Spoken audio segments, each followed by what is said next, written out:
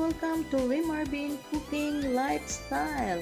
Ito naman po ang inyong kusinera magluluto sa inyo ng masarap na ulam. Putahe ng manok naman ang ating gagawin ngayon dito sa ating kusina. Dito sa ating kawali, maglagay tayo ng mantika at igisa natin ang ating hiniwang sibuyas or onion. Atin lang yan siyang igisag-gisan mekos-mekos hanggang mag-translucent. Then isunod natin ang ating hiniwang luya na strip. Ayan, kailangan igisa natin din ang ating luya para lalabas yung kanyang lasa at mahalimuyak na amoy. Ito ay nagpapasarap sa ating pagkain. Ayan, pag naano na natin ang aroma ng ating ginger and ang ating onion, ilagay natin dyan ang ating garlic. Sa hindi pa nakasubscribe sa ating channel, just click the subscribe button and notification bell para ma-notify kayo lagi sa ating mga newly uploaded recipe.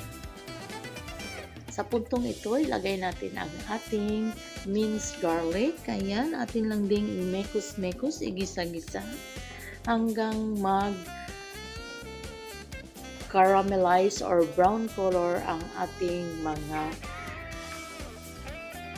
ingrediente. Then, maglagay tayo ng kunting asin para manunuot ang ating asin sa ating sibuyas at saka ginger and garlic. Ito ay nagpapa-enchant flavor sa ating lulutuin. Ayan. Para mamaya, konting asin na lang ang ilalagay natin. Ayan, atin yan si mekos-mekos. Then, atin nang ilagay dito ang ating malinis na manok na nahiwa-hiwa na. Gumamit ako dito ng 1.5 kilo na chicken dahil pag 1 kilo lang is kulang ito sa amin dahil 6 kami itong magkatrabaho na nagtatrabaho dito sa isang bahay. Ayan, atin lang yan siyang isutay hanggang mag-change color ang ating manok. Kailangan matanggal yung kanyang namumula-mula kaya para matanggal yung kanyang langsa pag ating kinain, wala ng lansa. Ayan, kailangan yan siya ganyan talaga. Sa hindi pa nakasubscribe sa ating channel, just click the subscribe button and notification bell para ma-notify kayo sa ating mga newly uploaded recipe. Ayan, ating halu-haluin hanggang matanggal yung mamula-mulang karne.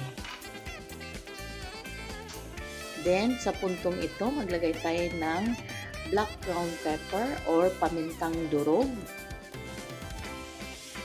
Maglagay tayo ng MSG. Maglagay tayo ng paprika, sweet paprika. Maglagay tayo ng kunting sugar.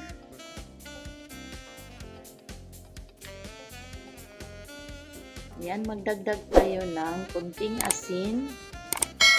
Kunti lang ilagay natin dahil may nilagay na tayo kanina sa ating paggisa. Ang ating maraming sili, maanghang na sili.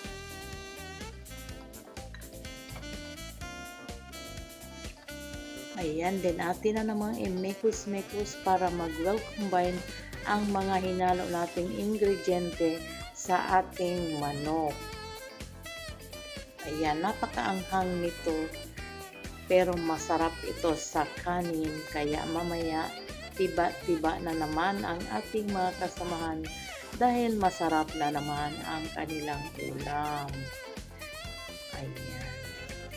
Kailangan dito sama-sama kami, samahan kami, mahalan pa kasi malayo tayo sa ating mga pamilya. Tapos pag ganito na, takpan lang natin at isimmer lang natin hanggang lumambot ang ating chicken.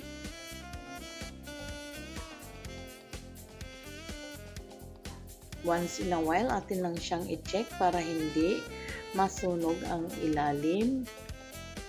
dahil hindi na natin yan nilagyan ng sabaw, sariling sabaw at katas ang lumalabas dyan sa ating manok. Ayan, lalo nang sasarap ang ating niluluto.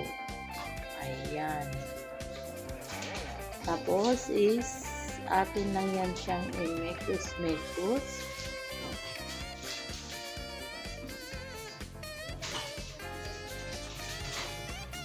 Para magpantay ang kanyang pagkaluto.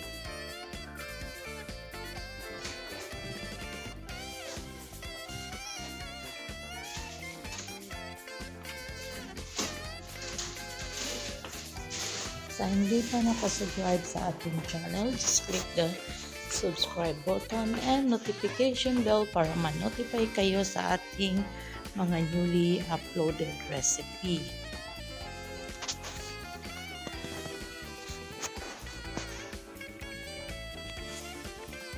Yan, halo-haloin lang natin. Malapit nang maluto ang ating ulam. Pero hindi pa ito dahil hindi pa natin tapos ilagay ang ating mga iba pang sangkap.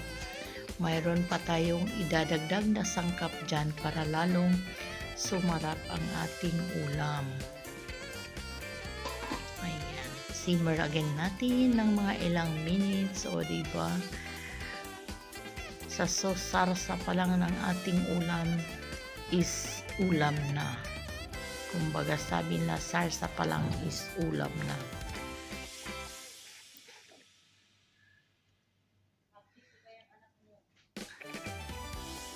Ayan, atin lang i-mekos-mekos. Ayan, sa puntong ito dahil luto na yan ang ating chicken, maglagay tayo ng all-purpose cream. Bali, isang baso ang katumbas nitong nilagay nating all-purpose cream. Ayan, then atin halu-haluin. Pagkatapos natin na ilagay ang ating all-purpose cream, atin lang yan siyang lutuin ng mga ilang minutes. Tapos pwede na natin yan siyang i-serve.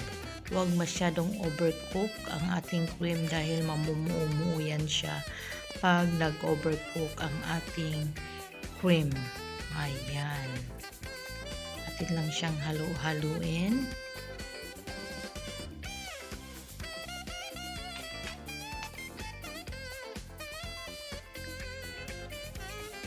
Dito, naglagay tayo ng fresh coriander leaves.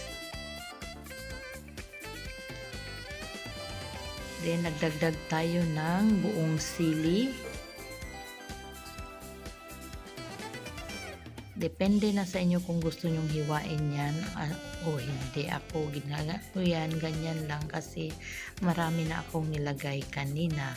Ayan, luto na ang ating ulam. Ilagay natin dito sa ating serving bowl para pwede nang kainin ng ating mga kasamahang OFW. Ayan. Then, ating ilagay yung buong sili sa taas at pagbudbud ulit tayo ng pressed coriander. O, diba ang ating sili? Maanghang po yan. Then, magdagdag tayo ng pressed coriander. Then, atin lang iserve. Ayan.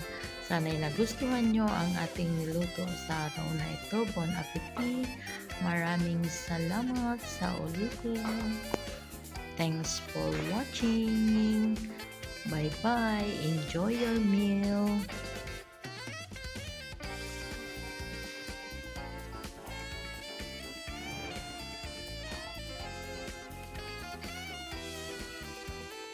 Ayan, God bless and be safe all. Thank you.